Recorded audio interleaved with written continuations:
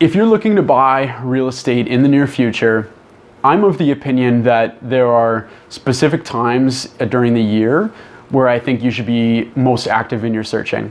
And the reason is because I'm of the belief that there are certain times in a calendar year where if you're able to make a purchase during those times, you are potentially able to save quite a bit of money compared to the asking price on the property. Now, it would be really easy for me to just tell you exactly when those months or whatever those times are and then just end the video right there. But if you're anything like me, you probably want to know how I would arrive at a certain conclusion and what kind of evidence I have to support my opinion in the first place. So let me start off by showing you an interesting trend that happens throughout the year with average prices. If you take a look at this graph, you can see that there's quite a bit of variance or volatility with average prices over the course of a year. The blue line, the top one, represents what's gone on this year. That's why it's incomplete at the end. We don't know what's happened with November and December yet. The orange line represents last year, 2016, and the gray line represents 2015. And you can see that between the lowest price and the highest price over the course of a year, they can be different by over $100,000.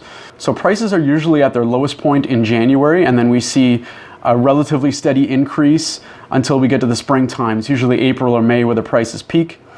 And then we see a decline from spring heading into the summer, and prices again bottom out, not quite as low as the winter, but bottom out again in the summer. Usually July or August. We then see a smaller increase in the fall and kind of like a secondary peak, if you will. It's a much shorter market. That's usually September, October, and maybe a little bit of November. And then we see a decline again heading into the winter, and then the cycle would start over again. Now there has to be some reasons for that, and certainly one reason would have to be the number of luxury sales that happen during certain seasons. So if you take a look at this chart, this graph shows that there is a significantly higher number of luxury listings that are sold during the spring and the fall markets. And I just chose $4 million as kind of like an arbitrary cutoff, if you will. But if you look at the numbers, spring and fall are much more active markets than the summer and winter for sales that are $4 million plus. And certainly the same would ring true if I chose 3 million or 2.5 million as the cutoff. And this phenomena would obviously drag kind of the average price up during those spring and fall markets. But there have to be other reasons why we would see lower prices in the summer and the winter. So in the summer, everybody goes on vacation. Everybody's in vacation mode, including realtors. People are at the cottage, people are going away, people are spending time with their family, and so buyer activity is vastly reduced. In the winter, you've got the combination of bad weather, preventing people from wanting to do too much kind of traveling between showings and etc. And then you've also got people just kind of going into hibernation mode and just wanting to stay inside, cozied up on the couch versus being out and about looking at houses. So that idea of people just not being as active in the summer and the winter is supported by a graph like this. This is the sales activity going back to about 2012, and you can see it's essentially the same pattern over and over again over that time period. We've got a low amount of sales activity in January. We then rise to a peak in April or May, where the most number of sales happen in the course of a year. There's a low period in the summer, typically July or August, a kind of second mini peak in the fall, and then sales activity drops off again in the winter, and then the cycle repeats itself.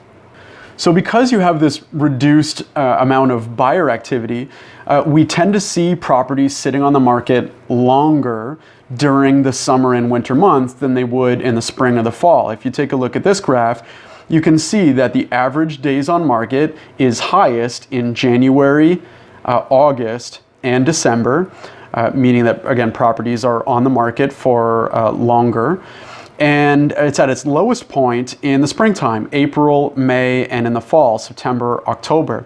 This blue line represents 2015, so you can see the pattern. If I plot 2016, it follows almost the exactly same pattern.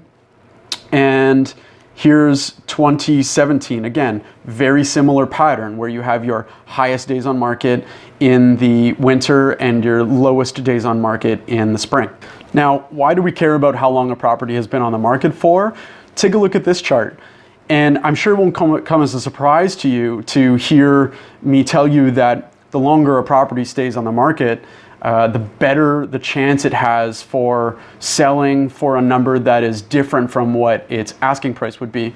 So if you take a look at the left side of the chart, you can see that properties that are on the market for anywhere from 1 to 9 days in 2016 were selling for above 105% of the asking price. So what that means is 5% more than what a seller was asking for, again, on average. Then we get quite a bit of a drop off around the 10-day mark. So between 10 days and about 21 days, when a property has been on the market, we get a drop off where properties were selling for anywhere between 100 and 102% of the asking price. And then there's a significant drop off at the 22-day mark, 22 days on market, where properties were selling for roughly 98% and then a slow decline after that, but 98% of the asking price, which means on average 2% lower than what a seller was asking for. Now let's take that information and turn it into some real world savings for you, the buyer. So if you take a look at 2015, the highest percent difference between the asking and the selling price was in April. It was 102.4% or 2.4% above the asking price. The lowest happened in December, 99%. This translates to a difference of $22,411, which certainly is not chump change. In 2016, the highest percent difference happened in May at 105.2%. The lowest happened in January at 100.1%. So basically the asking price was the average. And that translates, the difference between those two, January and May, translates to a $37,504 difference. Now, 2017 was a really weird year, but just hear me out. The highest happened in March so far at 112%. The lowest was in July, 98.5%, and that translates to a $112,681 difference. Now, I don't know that that's necessarily reflective of what would normally happen because we had the introduction of the Fair Housing Plan in April, and that just threw everything into a tailspin heading into the summer. So I wouldn't say that 2017 is reflective of what would typically happen in a kind of a normal, quote unquote, real estate year. So there you have it. I think January, July, August, and December could provide you with some really good opportunities if you're looking to buy real estate, and you could potentially save a ton of cash if you're able to scoop up a property during those times. Now, this video does come with some caveats in terms of everything that I just said, but in the interest of time, I'm gonna save those for the next video. So I do wanna thank you for watching, and if you have any questions, feel free to send them my way, and I hope to see you next time. Thanks very much.